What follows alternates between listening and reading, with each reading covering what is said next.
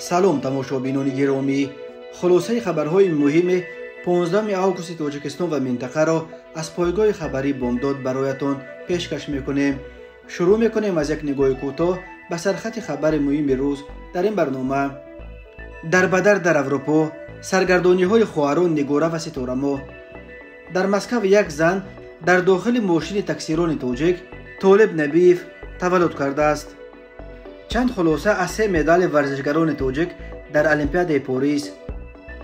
یک نابالغ در سیردریا و یک مرد در دریای وخش غرق شدند. و اکنون تفصیلات خبرها. نشریه اینترنتی The Insider و نشریه لهستانی پالیتیکا روز 14 آگوست سال 2024 خبر دادند که ستارما ابراهیمووا، یک زن پناهجوی مادر 4 فرزند از تاجیکستان، در محبس دپارتاسیونی بلژیک قرار دارد. مقامات این کشور اروپایی باید به زودی مسئله اخراج یا استرداد این زن به تاجیکستان را حل کنند. حامیان حقوق و خود ابراهیمووا از آن ترس دارند که او را در تاجیکستان شکنجه و حکم زندان منتظر است. مقامات تاجیکستان ستارما ابراهیمووا و خواهر او نگوره سعیدووا و شوهران آنها را به زرخریدی و عضویت در سازمان تروریستی داعش عیبدار میکنند. مراد علی حلیموف، شوهر ستارما، سال 2018 از اوکراین به تاجیکستان برده به 23 سال زندان محکوم کردند. نگوره سعیدووا را در پایان سال 2022 همراه طفل نوزادش از پولش به تاجیکستان اخراج کردند و در آنجا به 8 سال زندان محکوم کردند. مقامات پولش ماه اپریل سال 2024 شوهر نگوره سعیدووا و عثمان شمسوف را نیز به تاجیکستان فرستادند. 2 فرزند آنها در دست ستارما ابراهیمووا ماندند و این زن فعلا زندانی عملا سرابان 6 کودک، 4 طفل خودش و 2 دختر خواهرش را بر عهده دارد. بر اساس مواد پرونده ستارما ابراهیمووا که The Insider و پالیتیکا نشر کردند، ابراهیمووا اون وقت مادر 3 فرزند خردسال سالهای تولدشان 2011، 2012 و 2015 در سال 2016 همراه کودکانش به ترکیه رفته است تا که به صف جنگجویان داعش بپیوندد. بنا به فرضیه مقامات تاجیکستان، ستارما ابراهیمووا در اردوگاه جنگجویان تعلیم گرفته، سپس در عملیات جنگ در سوریه اشتراک کرده است. خود ستارما ابراهیمووا این را رد میکند. بنا به نقل ستارما، او ماه فوریه سال 2016 به ترکیه به نزد شوهرش آمد ولی بعد همگی 4 ماه در آنجا تنها ماند. شوهر او مراد علی حلیموف را که به اوکراین رفته بود روز 28 ایون سال 2016 برای رسیدنش در فرودگاه خارکوف دستگیر کردند. معلوم شد که او از جانب مقامات تاجیکستان تحت جستجوی بین المللی قرار دارد. حلیموف 1 سال را در محبس سپری کرد ولی سپس آزاد شد و در اوکراین ماند. 12 ینور سال 2018 ستارما ابراهیمووا همراه کودکانش و خواهرش نگوره سعیدووا به اوکراین آمد. به مقامات تاجیکستان بالاخره میسر شد که به استرداد مراد علی حلیموف از اوکراین نائل شوند. سرگردانی این 2 خواهر در اروپا در پایان ماه فوریه سال 2022 وقتی سر شد که در پی حمله روسیه به خاک اوکراین از این کشور صدها هزار گریزه به اروپا پناه آوردند. در بین آنها هزاران نفر از زادگان تاجیکستان که اون وقت در اوکراین قرار داشتند نیز بودند. مقامات امنیتی اروپا نگرانند که زیر جامعه گریزه ها 10 تن از جنگجویان داعش نیز تلاش کردند تا به اروپا پناه بیابند. این جنگجویان بعد تارمار شدن داعش در خاورمیانه به کشورهای سابق اتحاد شوروی تا ویزا نداشتن اوکراین در این کشور پناه بردند. شوهر نگوره عثمان شمسوف باشد از ترس آنکه به تاجیکستانش نسپارند با جت‌های رانندگی قلبکی به نام عثمان علیف توانست وارد پولش شود ولی بعد مدت او را هم دستگیر کردند. شمسوف 2 سال را در محبس پولش به سر برد و ماه اپریل سال 2024 او را بالاخره به تاجیکستان فرستادند. ژورنالیستان به فرضیه سال 2018 به سوریه رفتن نگوره سعیدووا شبهه کردند چون که آن وقت داعش تقریبا تارمار شده بود و تنها 2 منطقه خرد را در جنوب سوریه و در فاصله خیلی دورتر از مرز ترکیه در دست داشت و نگوره سعیدووا برای رسیدن به این منطقه های تحت نظارت داعش باید راه طولانی را توسط منطقه هایی که الکی در دست نیروهای با داعش دشمن قرار داشتن میگذشت که تقریبا غیر ممکن بود. 26 اپریل سال 2022 نگوره سعیدووا در بیمارستان محبس پولش دخترش روبیه را به دنیا آورد. بعد تولد فرزندش او را از محبس به اردوگاه پناهجویان انتقال دادند ولی خدمات مرزبانی پولش تصمیم گرفت که این زن را اخراج کند. به فرق از استرداد برای اخراج پناهجویان در پولشا و بسیاری از دیگر کشورهای اروپایی، حکم دادگاه شرط نیست، چون که چنین پرونده های ماموری حساب می شوند. برای اخراج نیگورا سیدووا چند دلیل آورده شد، از جمله ویزای پولشا و منبع تامین زندگی در این کشور را نداشتنش و همچنین احتمال تهدیدش به امنیت ملی پولشا. در نهایت 19 اکتبر سال 2022 نیگورا سیدووا و دخترش روبیا را که اون وقت الکی 7 ماه شده بود از پولشا اخراج کردند.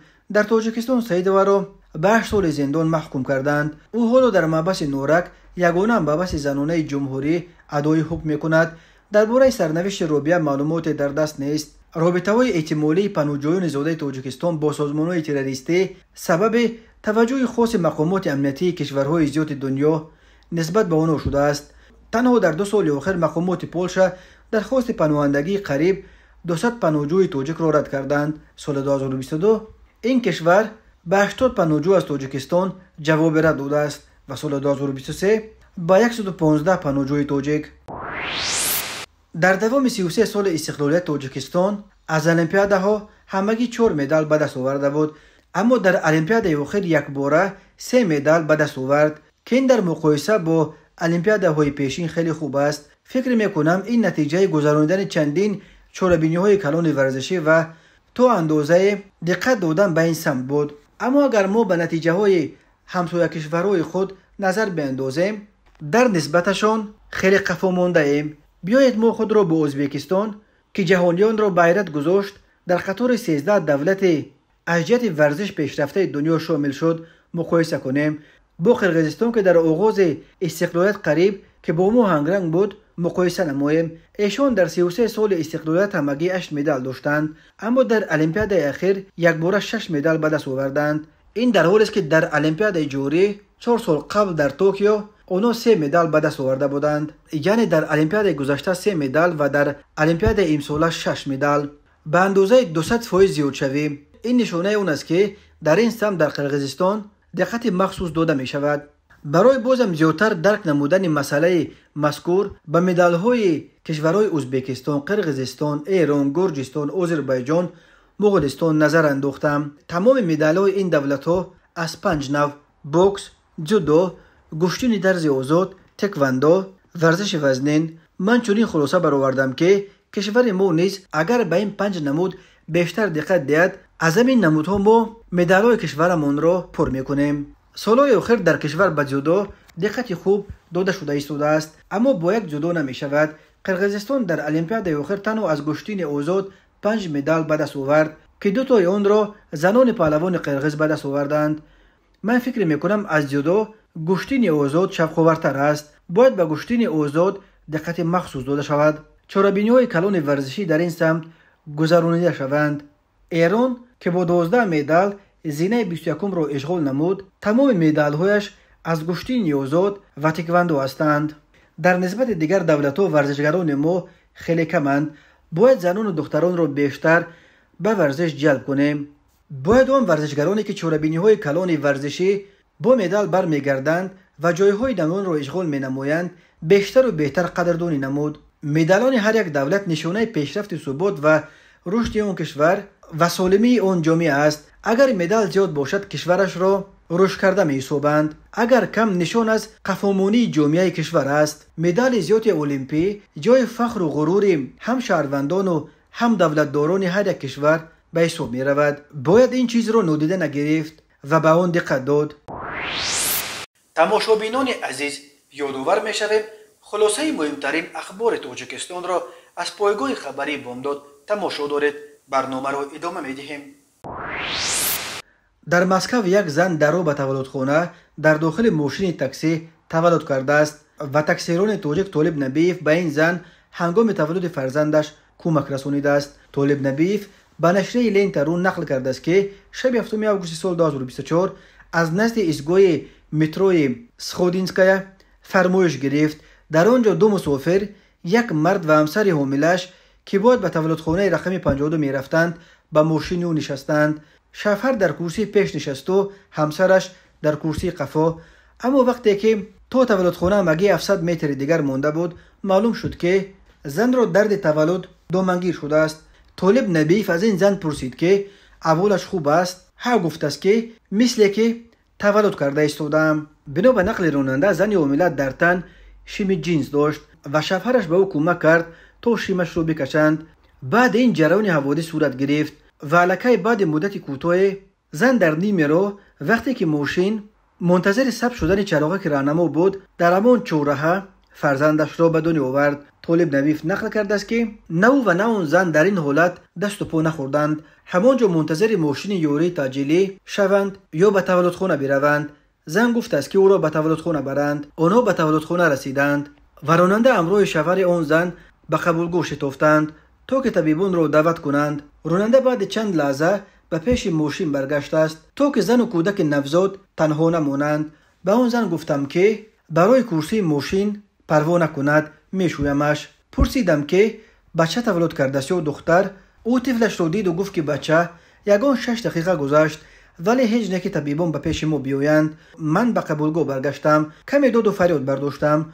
گفتم داخل ماشین تازه نیست، آنجا کودک نوزاد در دست مادرش است. اطراف آنها پر اینفکسیا میتواند باشد. سپس طبیبان بیرون آمدند و ناف کودک را در همان جا در داخل ماشین من بریدند. راننده تاکسی همچنین نقل کرد که این همه حادثه شوهر آن زن را به حالت شوک انداخته بود.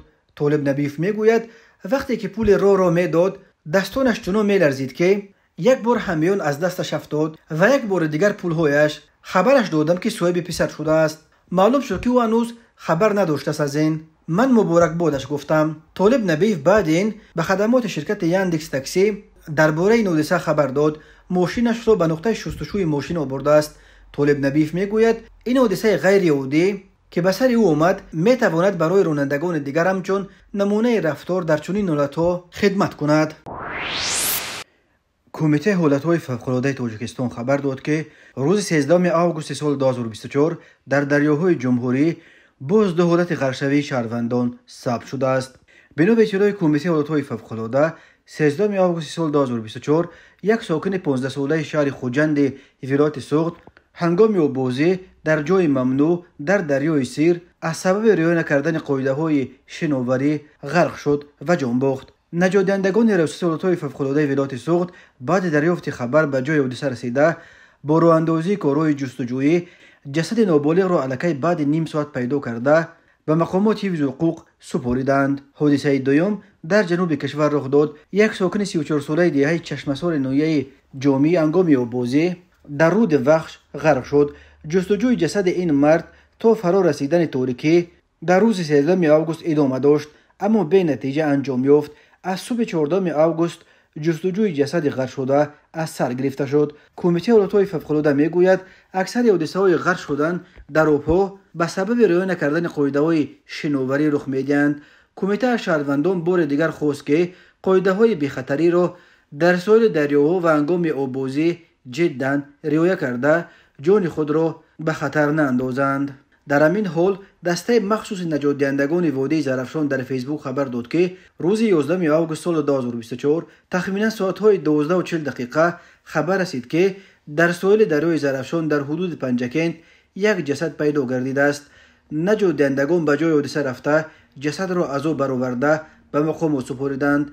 بعداً معلوم شد که مرد غرق شده شهروند مسلمان سروجدینویچ سال تولدش 1987 استقامت کننده دهه سنگستان جماعت دیوت عینی نویه عینی می باشد. مسلمانوف سانه 8 آگوست از خانه برآمده بی‌درک گشته بود و نهایت بعد 3 روز معین شد که او به دریای زرافشان افتاده غرق شده است.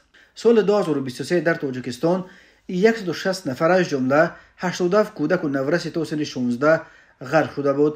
امسال با وجود آنکه موسم آبازی هنوز ادامه دارد درباره غرق شدن قریب 140 نفر در رود و کول و دریاهای تاجیکستان خبرها به دست رسیدند. بیش از نصف این غرق شدگان را کودکان و نورسان تشکیل میدهند. ضمن برگزار نمودن چهاربینی اپراتیوی جستجویی از جانب کارمندان میلیسیا معین کرده شد که زن 42 ساله ساکن نویه باباجان غفوروف 11 آگوست سال 2024 در خانه استقامتیش برای علاقه جنسی بین جوان 21 و زن 27 ساله ساکنان شهرهای خوجند و گلستان شرایط فراهم آورده از آنها 300 سامانی گرفته است. اوید به این حادثه نسبت به گمان شونده پرونده جنایتی با قسم 1 ماده 239 کودکس جنایتی جمهوری تاجیکستان آغاز کرده شده تفتیشات ادامه دارد. به شعبه وزارت کارهای داخله در شهر نورک عریضه جوان 25 ساله ساکن شهر مذکور وارد گردیده است که شب 12 به 13 آگوست سال 2024 شخصان نامعلوم به طریق پنهانی автомашин شخصی تمغه اوپل استرا را که در کوچه رودکی شهر نورک به نظارت می ایستاد غیر قانونی حرکت کرده به سمت نامعلوم برده است. در نتیجه گذرانیدن چهاربینی اپراتیوی جستجویی از جانب کارمندان میلیسیا جوان 25 ساله ساکن همین شهر که پیش با ماده 237 کودکس جنایتی جمهوری تاجیکستان سود شده است با گمان غیر قانونی هی کرده بردن واسطه نقلیات دستگیر کرده شد. این چنین به شعبه وزارت کارهای داخله یک در نویه فردوسی عریضه زن 31 ساله ساکن نویه شهر نو وارد گردیده است که صبح بر وقت 13 آگوست سال 2024 تخمین ساعت 0:53 دقیقه شخصان نامعلوم به طریق پنهانی автомашин شخصیش تمغه کیا ریو را که در نزد مرکز سودای سادات واقع در کوچه نعمت قربوی شهر دوشنبه به نظارت می ایستاد غیر قانونی حرکت کرده به سمت نامعلوم برده است. در نتیجه گذرانیدن چهاربینی اپراتیوی جستجویی از جانب کارمندان میلیسیا زن 27 ساله ساکن نوی فیض‌آباد با گمان غیر قانونی هی کرده بردن واسطه نقلیات دستگیر کرده شد. از روی این حادثه و تفتیشات ادامه دارد. تماشابینان عزیز و گرامی، این بود مرور به خلاصه چند خبر مهم امروز تاجیکستان. خبر و گزارش‌های بیشتر از تاجیکستان و درباره تاجیکستان و اطراف آن را در سامانه پایگاه خبری بامداد در این نشانه پیگیری نمایید: www.bomdad.com. خوش باشید.